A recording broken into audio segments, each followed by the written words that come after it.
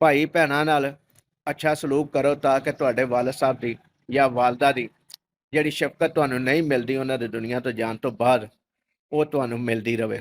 ਦੁਨੀਆ ਫਾਨੀ ਨੂੰ ਛੋੜ ਕੇ ਆਪਣੀ ਹਕੀਕੀ ਜ਼ਿੰਦਗੀ ਜਿਹੜੀ ਆਖਰਤ ਦੀ ਜ਼ਿੰਦਗੀ ਹੈ ਉਹਦੇ 'ਚ ਉਹ ਜਾ ਚੁੱਕੇ ਨੇ, ਉਸ ਜ਼ਿੰਦਗੀ ਨੂੰ ਅਪਣਾ ਚੁੱਕੇ ਨੇ। ਤੁਹਾਡੇ ਨਾਲ ਗੁਫ਼ਤਗੂ ਕਰੀਏ ਔਰ ਖੁਦ ਵੀ ਅਮਲ ਕਰੀਏ ਤੇ ਤੁਹਾਨੂੰ ਵੀ ਅਮਲ ਕਰਨ ਦੀ ਨਸੀਹਤ ਕਰੀਏ। ਇਹ ਨਸੀਹਤ ਮੈਂ ਕਿਸੇ ਕੋਲੋਂ ਸੁਣੀ ਸੀ ਔਰ ਇਹਦੇ ਉੱਤੇ ਮੈਂ ਅਮਲ ਪਾ ਕੇ ਇਹ ਤਜਰਬਾ ਹਾਸਲ ਕਰ ਚੁੱਕਿਆ, ਜਿਹਦੀ ਵਜ੍ਹਾ ਤੋਂ ਮੈਂ ਬਿਸਮਿल्लाहिर्रहमानिर्रहीम। ਦੋਸਤੋ अस्सलाम वालेकुम। ਅੱਲਾਹ ਤਾਲਾ ਅੱਗੇ ਦੁਆ ਕਰਨੇ ਆ ਤੁਹਾਨੂੰ ਸਾਰੇ ਦੋਸਤਾਂ ਨੂੰ ਸਿਹਤ ਤੇ ਤੰਦਰੁਸਤੀ ਵਾਲੀ ਲੰਬੀ ਜ਼ਿੰਦਗੀ ਦੇਵੇ ਔਰ ਸਦਾ ਖੁਸ਼ ਖੁਰਮ ਰੱਖੇ ਔਰ ਤੁਹਾਡੇ ਘਰਾਂ 'ਚ ਖੁਸ਼ੀਆਂ ਦੇ ਡੇਰੇ ਪਾ ਦੇਵੇ। ਆਮੀਨ ਸੁਮ ਆਮੀਨ।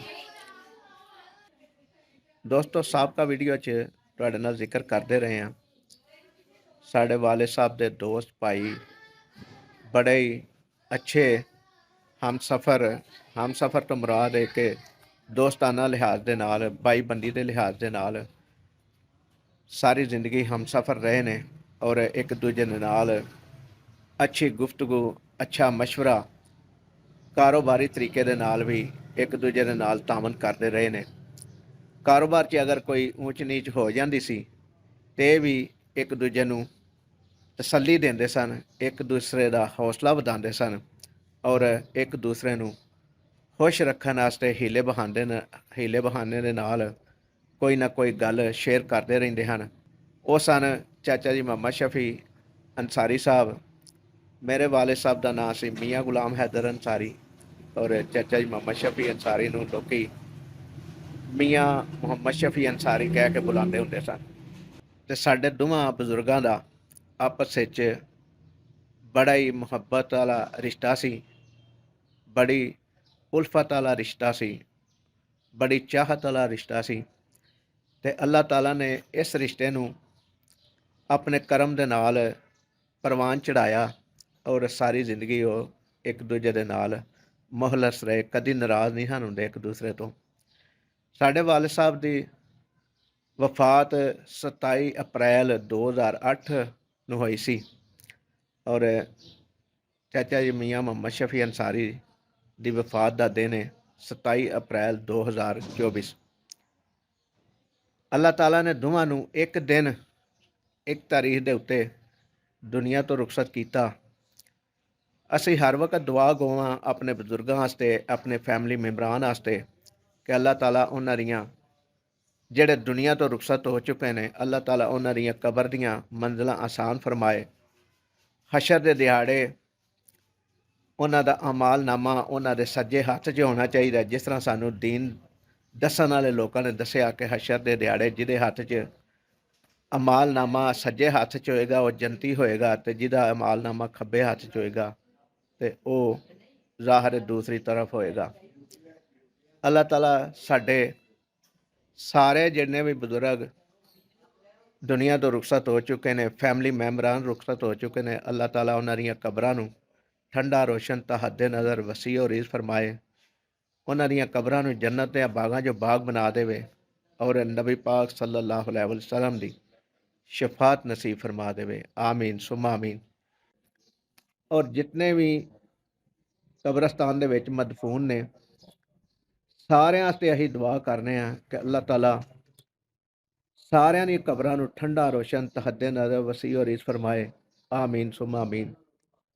ਕਿਉਂਕਿ ਕਬਰਸਤਾਨ ਦੇ ਵਿੱਚ ਜਿਤਨੇ ਵੀ ਮਦਫੂਨ ਨੇ ਇਹ ਸਾਰੇ ਇੱਕ ਦੂਜੇ ਦੇ ਸੰਗੀ ਸਾਥੀ ਨੇ। ਕਬਰਸਤਾਨ ਵਾਲਿਆਂ ਦਾ ਇੱਕ ਸ਼ਹਿਰ ਹੈ ਔਰ ਉਸ ਸ਼ਹਿਰ ਦੇ ਉਹ ਬਾਸੀ ਨੇ।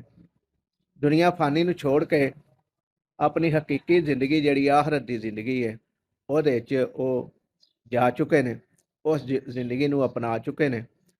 ਤੇ ਅਸੀਂ ਜਿਹੜੇ ਦੁਨੀਆਦਾਰ ਆ, ਦੁਨੀਆ ਦੇ ਉੱਤੇ ਰਹਿ ਗਏ ਆ, ਅਸੀਂ ਉਹਨਾਂ ਵਾਸਤੇ ਸਿਰਫ ਦੁਆਵਾਂ ਦਾ ਇਹਤਮਾਮ ਕਰ ਸਕਨੇ ਆ, ਉਹਨਾਂ ਵਾਸਤੇ ਅੱਛੇ ਅਲਫਾਜ਼ ਬੋਲ ਸਕਨੇ ਆ, ਉਹਨਾਂ ਵਾਸਤੇ ਇਸਾਲੇ ਸਵਾਬ ਕਰ ਸਕਨੇ ਆ। ਇਸਾਲੇ ਸਵਾਬ ਕਰਨ ਦਾ ਤਰੀਕਾ ਹਰ ਅੱਛੇ ਆਲਮ ਨੇ, ਹਰ ਅੱਛੇ ਦੀਨ ਦੱਸਣ ਵਾਲੇ ਨੇ ਇਹ ਦੱਸਿਆ ਕਿ ਤੁਸੀਂ ਇਹਦੇ ਵਾਸਤੇ ਜ਼ਰੂਰੀ ਨਹੀਂ ਕਿ ਤੁਸੀਂ ਬੜੀ ਵੱਡੀ ਮਹਿਫਲ ਕਰਾਓ, ਕਿਉਂਕਿ ਹਰ ਬੰਦਾ ਉਸ ਲੈਵਲ 'ਤੇ ਨਹੀਂ ਹੈ ਮਾਲੀ ਤੌਰ 'ਤੇ। ਔਰ ਜਿੰਨੀ ਹੈਸੀਅਤ ਹੈ, ਜਿਸ ਤਰੀਕੇ ਦੀ ਹੈਸੀਅਤ ਹੈ, ਅਗਰ ਹਾਲੀ ਆਪੀ ਖੁਦ ਸੂਰਤ ਫਾਤਿਹਾ ਪੜ੍ਹ ਕੇ ਸਾਲੇ ਸਵਾਬ ਕਰਦਾ ਹੈ ਤੇ ਇਹ ਵੀ ਉਹਨਾਂ ਨੂੰ ਪਹੁੰਚਦਾ ਹੈ, ਇਹਦਾ ਵੀ ਉਹਨਾਂ ਨੂੰ ਸਵਾਬ ਮਿਲਦਾ ਹੈ ਔਰ ਇਹਦੀ ਵਜ੍ਹਾ ਤੋਂ ਵੀ ਉਹਨਾਂ ਦੀਆਂ ਅਗਲੀਆਂ ਜ਼ਿੰਦਗੀਆਂ ਆਸਾਨ ਹੁੰਦੀਆਂ ਨੇ। ਇਸ ਤਰੀਕੇ ਨੂੰ ਅਸੀਂ ਅਪਣਾਇਆ ਹੋਇਆ ਹੈ ਔਰ ਇਸ ਤਰੀਕੇ ਦੇ ਉੱਤੇ ਅਸੀਂ ਅਮਲ ਕਰ ਰਹੇ ਹਾਂ ਔਰ ਜਿਹੜਾ ਕੋਈ ਸਦਕਾ ਹਰਾਤ ਕਰਨੇ ਆ ਉਹਨਾਂ ਦੀ ਤਰਫੋਂ ਉਹ ਵੀ ਸੁਣਿਆ ਕਿ ਉਹਨਾਂ ਦੇ ਵਾਸਤੇ ਰਾਹਤ ਦਾ ਸਬਬ ਬਣਦਾ ਹੈ ਔਰ ਉਸ ਰਾਹਤ ਦੇ ਸਬਬ ਨੂੰ ਬਣਾਉਣ ਵਾਸਤੇ ਅਸੀਂ ਉਹਨਾਂ ਵਾਸਤੇ ਸਦਕਾ ਹਰਾਤ ਵੀ ਕਰ ਰਹੇ ਹਾਂ।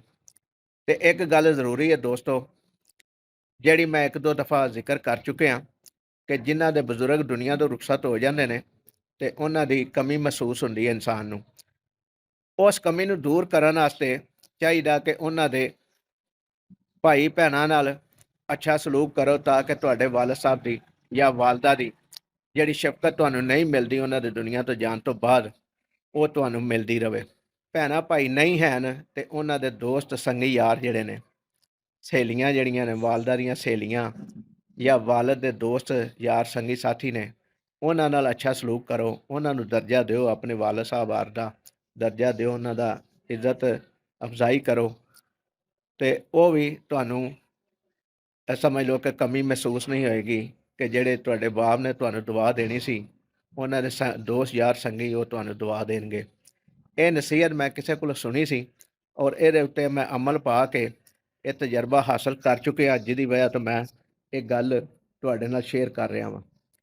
ਤੇ ਉਮੀਦ ਹੈ ਕਿ ਮੇਰੀਆਂ ਜਿਹੜੀਆਂ ਗੱਲਾਂ ਕਹੀਆਂ ਨੇ ਉਹ ਤੁਹਾਨੂੰ ਪਸੰਦ ਆਈਆਂ ਹੋਣਗੀਆਂ। ਅਗਰ ਕੋਈ ਮੇਰੇ ਕੋਲ ਗੱਲ ਗਲਤ ਹੋਈ ਹੈ ਤੇ ਉਹਦੀ ਮੈਂ ਤੁਹਾਡੇ ਕੋਲ ਮਾਫੀ ਚਾਹੁੰਦਾ ਵਾਂ। ਜਿਉਂਦੇ ਰਹੋ, ਵਸਦੇ ਰਹੋ। ਅਗਲੀ ਫਿਰ ਇੱਕ ਵੀਡੀਓ ਵਾਸਤੇ ਇਜਾਜ਼ਤ ਦਿਓ ਤਾਂ ਕਿ ਦੁਬਾਰਾ ਕੋਈ ਨਵੀਂ ਗੱਲ ਲੈ ਕੇ ਤੁਹਾਡੇ ਨਾਲ ਗੁਫ਼ਤਗੂ ਕਰੀਏ ਔਰ ਖੁਦ ਵੀ ਅਮਲ ਕਰੀਏ ਤੇ ਤੁਹਾਨੂੰ ਵੀ ਅਮਲ ਕਰਨ ਦੀ ਨਸੀਹਤ ਕਰੀਏ। ਅੱਲਾਹ ਤਾਲਾ ਅਮਲ ਦੀ ਤੌਫੀਕ ਦੇਵੇ ਸਾਨੂੰ ਸਾਰਿਆਂ ਨੂੰ। ਅੱਲਾ ਨਿਗਹਿਬਾਨ।